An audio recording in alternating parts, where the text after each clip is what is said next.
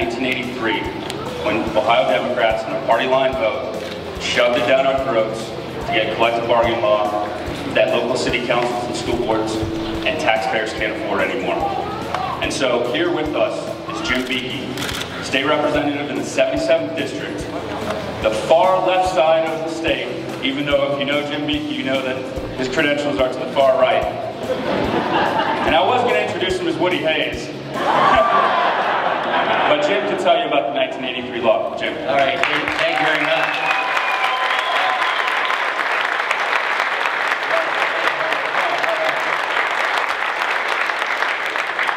Representative Mike is right. I take 3 rights to go left. Let me tell you, it's a real pleasure to be here. I, along with Speaker Batchelder, are one of 6 people left in the General Assembly. Were here in 1983 when Senate Bill 133 was rammed down our throats. But there's a second piece of legislation that came through in 83 that is equally bad to where we are today. And that was in the budget. Because in the budget was a 90% increase in the personal income tax. And 40% of that was the funding mechanism to pay for collective bargaining. Fast forward to 2011, we have spent way beyond the inflation rate in this state, and those 2 items are major contributors to the mess that Governor Kasich inherited in January of this year. That's what really caused that was the fire that burned us up. And that's why we've got the mess we're here today. But Governor Kasich came in January. He came in with a Reagan-esque vision. He came in with a plan. And this major plan, with the help of Mr. President D. House and Speaker Batchelder, has been placed in his working. We are off and winging. We're going to turn Ohio back. Why? Because the impetus on creating jobs, growing the economy. It all goes back to 83, and don't anybody kid you, that the real reason we're here today on issue 2 is because the spenders want the status quo. They don't want change. They don't want to be accountable. They just want to put their hands out and have more money. Well, we don't have it. And we have a governor who, by example, is leading and doing what is right to get us going the right direction. That's. Well, thank you all for coming to Union County, my home county. God bless you for being here today. As Mike said, I'm a pharmacist, and I also own my own business right up the street in Marysville, Ohio. My wife and I started it in 1997. And God has blessed me with the ability of my hands and my brain to make a living and be a participant in this community and fund the activities that allow our community to move forward. But I also handle a lot of prescriptions. And when I came into the State House, I have what was called a prescription for Ohio. And I've got a prescription for issue 2. And I want to read some components of this prescription to you and ask you what you think. The first has to do with pensions. If someone puts $1 into their retirement system and it's matched automatically at $1.40, does that sound reasonable to you? If a state teacher or state employee puts $1 of their own money and it's matched at $1.40 and these people are complaining about that, does that seem like a fair deal to them? That's what issue 2 is about here. That's what they're saying is an attack on the middle class. To read an article that Fran Tarkenton wrote in the Wall Street Journal that came out this past week. I encourage you to Google it. It is absolutely fabulous, and it is related to exactly this fact.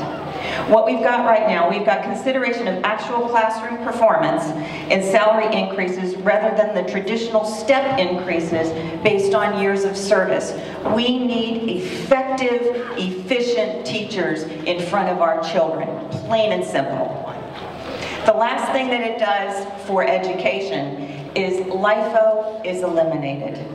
We have some of the most wonderful, innovative people graduating from college right now who go into the classroom, do a year, they're absolutely fabulous, and then in the summer they say, sorry kid, somebody else is going to take your spot.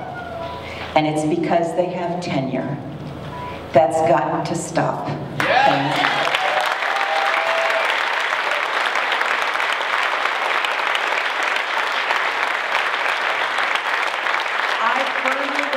All taxpayers in Ohio want a great education system, and they have been willing to pay for it up to now. They're fed up.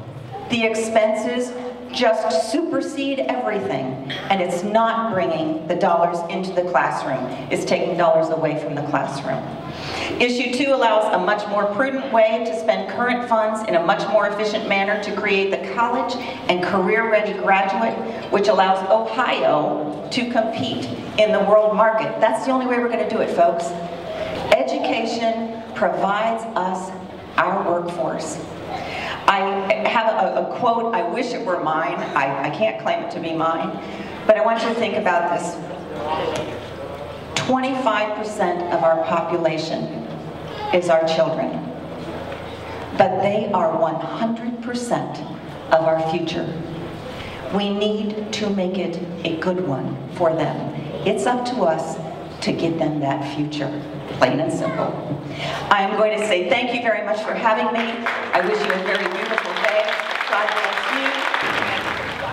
you. The question we faced in the state at the beginning of this session was, did the fact that we were in an $8.5 billion deficit, did that mean that the people of the state were not going to get the services that have been paid for by them already in their taxes? The question is our situation in Ohio fair to those people who are our constituents and who are engaged in trying to make a living in this state? That is the issue before us this afternoon. Can you imagine a city, one of the 8 largest cities in the state of Ohio, being in a position where they have to have help from the state auditor to meet their obligations? It's not that the state hasn't done things for them. As a matter of fact, the state has helped them to retain the Goodyear Tire and Rubber Company headquarters in Akron. This governor has leaned over backwards to see to it that we retain the kinds of jobs that we need. And yet we are faced today with the fact of the virtual potential insolvency of this city. That's true in a number of other cities and in a number of the places around Ohio which have failed to deal fairly with their taxpayers.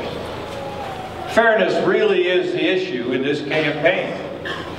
Are we being fair to children whose parents have paid taxes when in fact we know very well that in many of these cities, particularly the large urban centers, they are unable to provide the kind of education that they should. We have in this state large school centers where, in fact, those who were honored as being outstanding teachers are laid off because we don't have merit pay. We keep people on the payroll if they're breathing. That's not a very good measure of competency or merit. We owe it to the people of this state to pass this issue. The legislature went through a very difficult time getting this particular piece of legislation passed. We looked at the problems around the state, and we were well aware that unless this is done, we are going to be facing terrible problems in Ohio's future. $8.5 billion. No merit pay. Cities that are having difficulty discerning whether they're going to be able to do what they're obligated to do. Employees being paid on average a 43% payment above the average working person doing what they are doing. Thank goodness that my colleague, the President of the Senate, and our governor, who is a tremendous national leader and figure, have been willing to show the courage that they have shown in the face of these difficult times.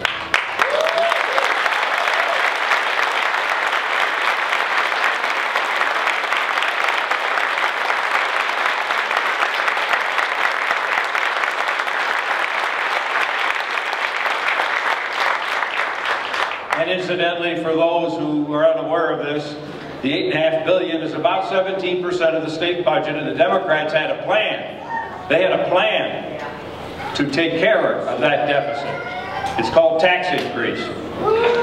And so it is that we're here today to ask you to help us to complete the work that has been done in the General Assembly. If we do not do that, then we may well, in the near future, face other businesses that want to leave the state. We may well face different cities that are in difficulty with the Auditor of State. We may face problems in the state of Ohio, like they've had in Rhode Island, they have had in Michigan, and so forth. Let's have Ohio be great again, and let us not, under any circumstance, surrender to those who are interested in their own welfare and not in that of the people. Thank you.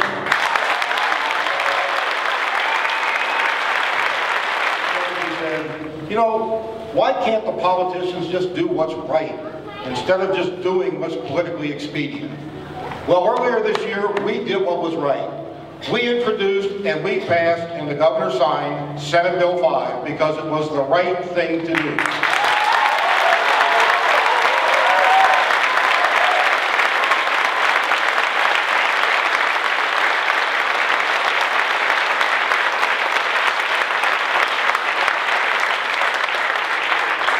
You've heard a little bit about as Senator Burke said, the prescription for Senate Bill 5 and what the ingredients are of Senate Bill 5.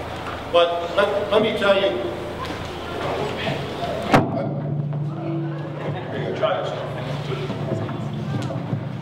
get it working, there we go. So you've heard about what the ingredients are of Senate Bill 5, so I'm not going to repeat those. It is about fairness. It is about making sure that what we do in the state of Ohio is sustainable.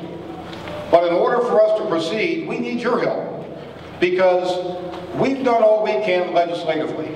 The bill's been passed, the bill's been signed, but now we need people like yourselves to go out and talk to your friends and neighbors and tell them about what is in Senate Bill 5. What you're seeing on TV from our opposition is a campaign of fear. We're not going to have enough firefighters. You know, teachers are going to be thrown out of the classroom. And the reason they're using a fear campaign is they don't have facts on their side. But we need you to help cut through that muddle. We need you to make it clear to your friends and your neighbors that let's talk about the facts of Senate Bill 5. Let's talk about the ingredients of Senate Bill 5 that Senator Burke referenced. Because at the end of the day, when you look at those ingredients, you're going to say, that's reasonable. I have to contribute to my health care. I have to contribute to my retirement. It's reasonable that we ask our public workers to do the same. This is not an attack on unions.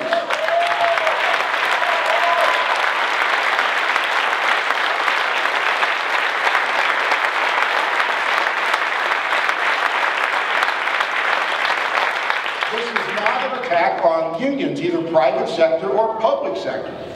This is about a fundamental issue of fairness. And all we're asking public sector workers to do is pay their fair share, just like you do every day. But there are only 3 of us, and while we've been traveling the state for the past 4 months, I think people are probably getting tired of seeing some of us. But you're the ones that can carry that message. You're the ones that can sit down with your friends, teacher friends, firefighter friends, and say, listen, let's just talk about the facts. You know, there's this fear that we're not going to have enough safety equipment for firefighters and police. The one thing that is very clear in the bill is that they can bargain for safety equipment. So this idea that they're going to be sent into the field to protect us without the proper equipment is just an outright lie. There's no other way to put it. But they say it because it's scary. And we need you to be willing to stand with us and fight back that fear. This is a solid piece of legislation that brings much needed reforms to the state of Ohio. It will impact all of us. It will allow us to put our schools and our cities on a sustainable path for growth. Because eventually, we need to have these changes. We've got to have them if we're going to succeed. But we can't do it without your help. And it is not enough just to vote on election day or vote early. You need to get others to come to the polls with you. You need to encourage others to learn the facts about Senate Bill 5, Issue 2. You need to work with them to get their yes vote on Issue 2, so that we all benefit from the work that was started earlier this year, but that can only be completed with your active participation. I'm going to thank you in advance for your willingness to do that. I think the fact that you're here today shows that you're willing to give up your time for what you believe is a great cause, and it is the right time to get involved. Thank you for what you're going to do to help convince your friends and neighbors to vote yes on Issue 2.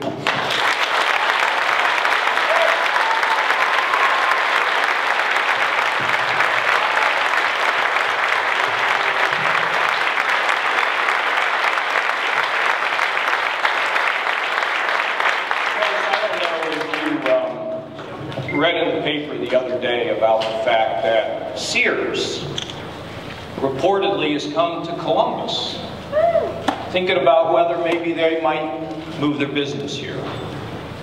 I can't tell you that Sears would move out of Illinois, because believe me, up in Illinois they're going to give them everything they want, okay? But I can tell you this, isn't it great that we have companies that are now coming into Ohio to think about bringing jobs here, rather than companies leaving Ohio.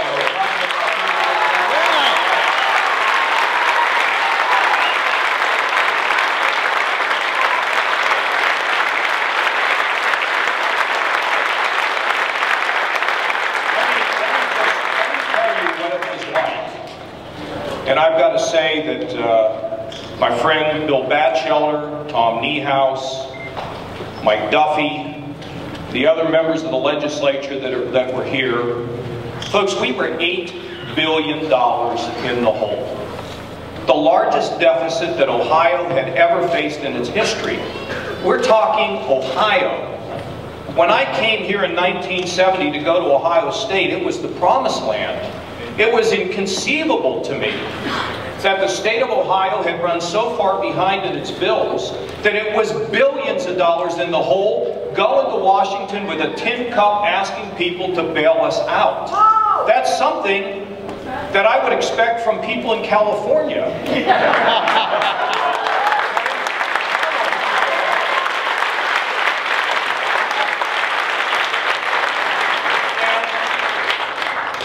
And look, you know the easy way?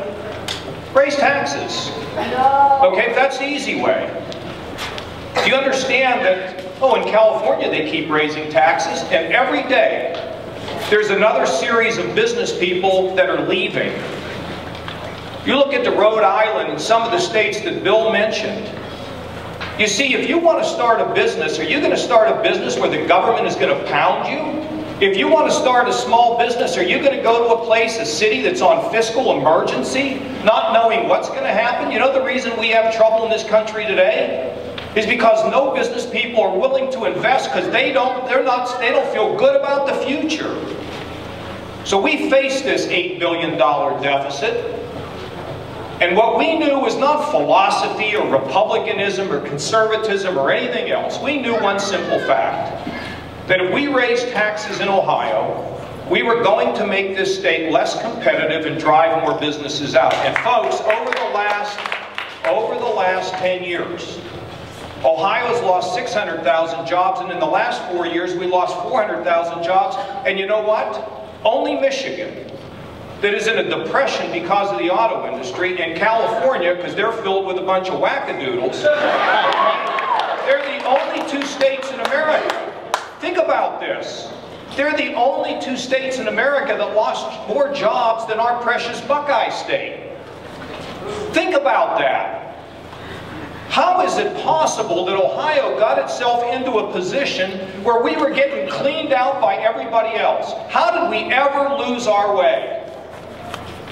And so we said it's time for a new day and a new way of doing things. And not based on taking polls, because I tell you something. The people that take polls don't know how to lead. The people that know how to lead don't pay attention to them. You know why? Because leadership is walking a lonely road. And who were some of our great leaders? Well, of course, we know about Reagan. Okay, we know about, well, Abraham Lincoln, we know about Martin Luther King, and we look across the channel and we see Winston Churchill, never popular, because they saw what was coming and they acted to stop it. And I remember just recently the sainted Ronald Reagan. I remember when he was just a man and not a saint. In 1982, nobody would appear with him. In Ohio, our statewide candidates kept away from him, which was great because I got to spend a lot more time with him because I like the people who were changing.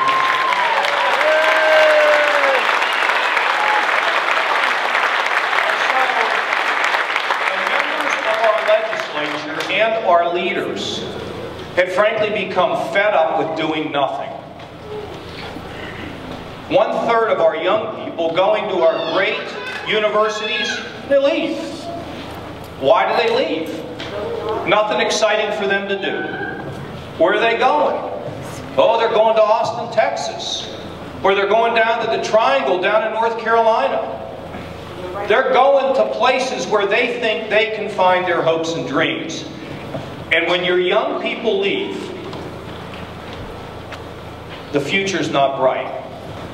And when your most successful entrepreneurs leave, and I like to say, if you want to meet a successful, charitable giving, business creating Ohio, and you go to Naples, Florida. That's not where we want them to be. We want them to be here. And why? Because people that know how to create jobs are precious. People who know how to bring change. You know, right up until the day they put him in the ground, Stephen Jobs was being criticized. Now we look at him today and say he was on the order of Edison. What he did to transform the world. So we looked at this and said, no way can we do business as usual. And we set out on a big reform agenda, not a cutting agenda. Oh yeah, some things ought to be cut out of all of our family budgets. Not ice cream for me, but some things should be cut. But we were in a reform mode. And let me give you one of them. Mom and Dad get sick. They get old. We were not allowing them to stay in their own home with a little bit of help. We shipped them off to a nursing home. Sick, some very sick. And they find most of their care in the emergency room. We all know you can't get healthy just visiting an emergency room. So we've now provided a mechanism where they can be healthier, more secure, less frightened, and we all save money. You see, it's reform, providing a better product at a lower price. You know, in the universities, you know what the cost of tuition is today. You know, for 134 years in the state, if you wanted to build a building, you had to hire major contractors to do every single piece of the building. That drove up the cost 20–30%. For 134 years, this law stood. Doesn't stand anymore. Now it's a single prime contractor, and Gordon Gee says he will save 20–30% of the cost of building that cancer center up there at Ohio State. That serves the public and our students and our schools.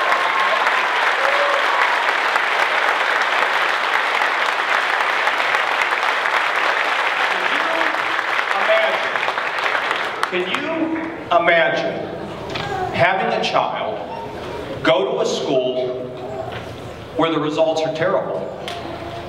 Could you imagine putting your flesh and blood into a school system which performs at the bottom 5% in this state year after year after year? You ought to see the movie Waiting for Superman. When moms and dads say, why does my kid have to go there? I don't have any money. And because of the leadership of the legislature, and most particularly the Speaker, we've now extended 60,000 vouchers to moms and dads to get their kids out of a failing school. And we are setting them free.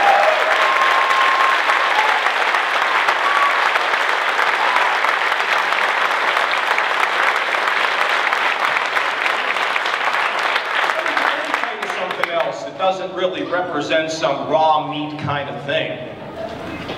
But you know, we were sticking 12,000 Ohioans in the state prison, non-violent offenders in the state prison, and sitting them for less than a year, and sitting them next to somebody who was a rapist, a murderer, or a big-time drug dealer, and we keep them in there for 6 months, and then we release them and think we did a great job.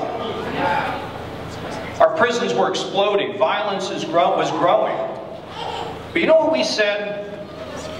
You can give people a second chance. People make mistakes. And we're going to confine them in a setting where the public is safe, but we give them an opportunity to come back and be productive citizens again. And you know where that comes from? That comes from faith. That comes from the sense that, from the fact that many people can be redeemed. And we don't want to create something worse in an individual. And so we showed compassion. And in the course, we're going to reduce the costs of our state prisons. We're going to lower the recidivism rate. And in the last 2 months, violence in our state prisons, because we cracked down on those who are violent in prison, violence has been down in the last 2 months by 50%.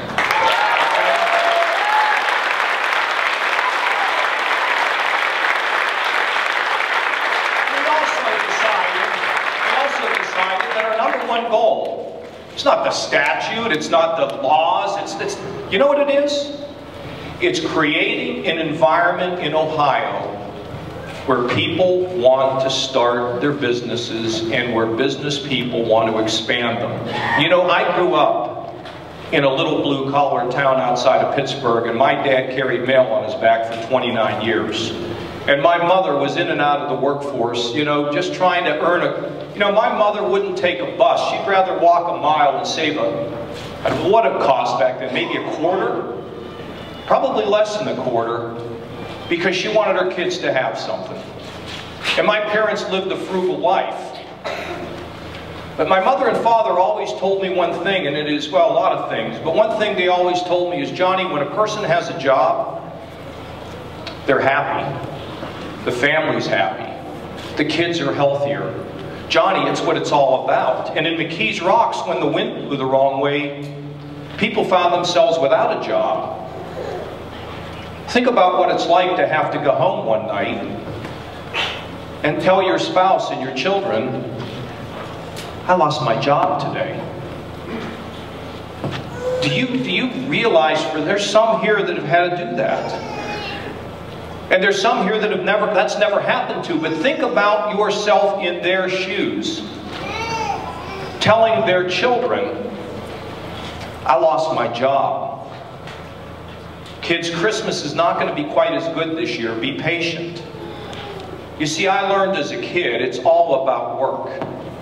And it's about faith, and it's about family. That's what it's about. And so we have spent our time trying to figure out how to fix Ohio, to make it a job-producing state, not a job-losing state. And we took our Department of Development that moves at the speed of the statute. Now, I saw a race between a statute and a glacier. You know what that means? That means a businessman calls the government and they can't return a phone call. They can't respond. They can't get out of their own way. So working with these gentlemen and the members of the legislature, we privatized our Department of Development. And now we're going to move the liquor profits that have been in the state since the 1920s into this entity so we will have the resources we need to create jobs. And let me tell you this. I got some news for you. These statistics are old. They only go through August. We have engaged in 154 different projects working with businesses to make them stronger. American Greetings, which was thinking about leaving Cleveland, stayed. Diebold, which was in a big competitor of NCR that left Dayton and blew a hole in that city, they're now building their world headquarters in Canton and saving the Akron-Canton Airport. Wendy's. In 1977, I met Dave Thompson. I never dreamt that, 40 years later approximately, I'm involved in getting Wendy's to come back from Georgia and get back to its home in Dublin where it belongs.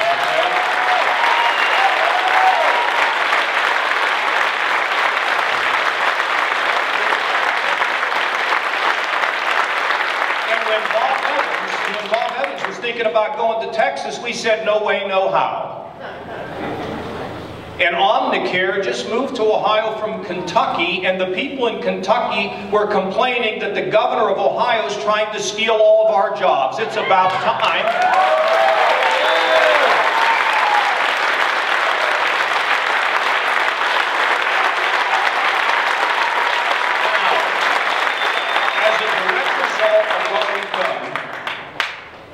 We've created over 10,000 new jobs in Ohio. That's 10,000 families, 10,000 families. And we've been able to retain over 20,000 jobs. And you know what the payroll is when you put all that together for Ohio? $1.7 billion to our good. And we have $1.5 billion in new capital investment in our state to make us stronger and more viable as a state that can provide the help that families want. That's in 8 months, folks. That is a pretty darn good ride.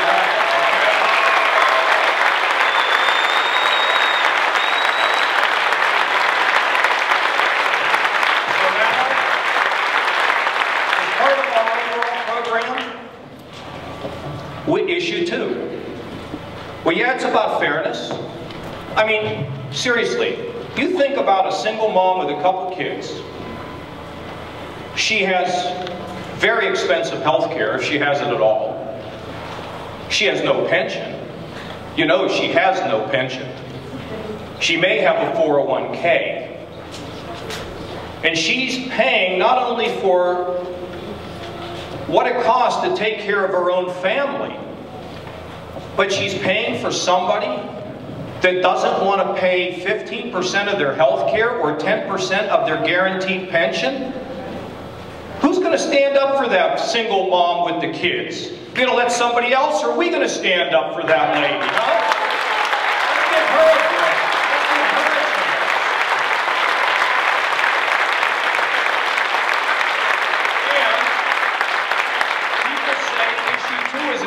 On the middle class. It is. It's an attack by people who say the middle class ought to keep paying not just for their own benefits, but for somebody else that doesn't want to pay. The time has come to level the playing field. And here's the thing, folks, look. And you know, Tom Niehaus said it best. I come from a union household. I come from a union town. You know what I learned back at McKees Rocks? We all pitch in. Everybody pitch. We don't say you pitch in and I'm not. We say everybody pitches in, and we honor the work of everybody who's out there plugging away. But we got a lot of people, a lot of families making a lot of sacrifices in this state. Over 9% unemployment still. A lot of people have made sacrifices. We're just asking people to pay a little bit more. But let me tell you about something else. If you cannot control your personnel costs, you will find yourself in a circumstance where you keep raising taxes. And at some point, people say, I can't afford anymore. And there are cities in this state that are going on fiscal emergency. Do you remember when Cleveland was melting down before George Voinovich went in and straightened it out? You see, this is about the strength of our communities. It is about the ability to have a job-creating environment. And it is about our kids. I look over here at this little boy, and he's already on his, he's already tweeting, or I don't know what he's doing with somebody over here. Okay? You see, I don't want him to leave Ohio. I don't want him in Austin, Texas, or down in the Triangle, or down in Alabama, or Florida. I want him in Ohio.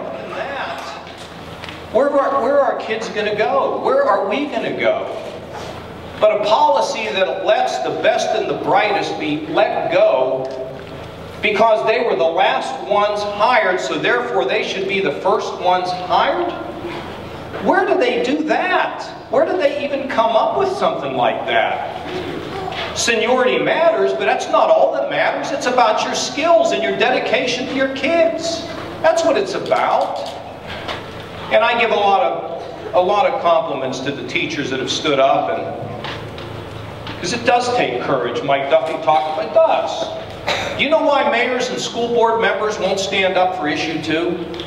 Because they're afraid that if they do, that they will be defeated in the next election. That's fear. And you know, well, Franklin Roosevelt said it best, there's nothing to fear but fear itself. It's a test for everybody. It's a test for people to stand up and say we all got to be part of this. It's a test for people to stand up and say I want our communities to be healthy. It's a test for all of us to say that forget the politics of the past, let's do what's right.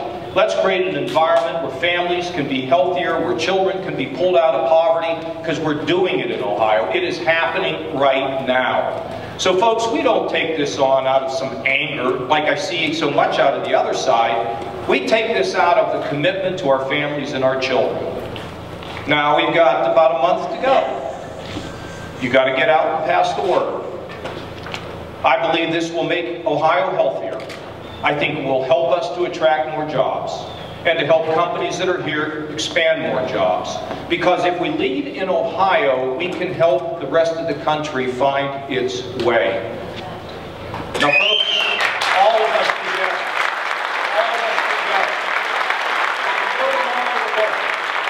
and you go to the water cooler, and you go to the coffee pot, and you're standing around, let people know how we're doing and ask them to stand with us to build a stronger and stronger Ohio. It is the right thing to do, and will be looked upon by the entire rest of the country as a model as to how we can get our bearings again in a confused world. I want to thank my partners in the legislature. They've been tough. They will continue to be tough because we're going to put Ohioans and Ohio families and children first. Thank you all very much.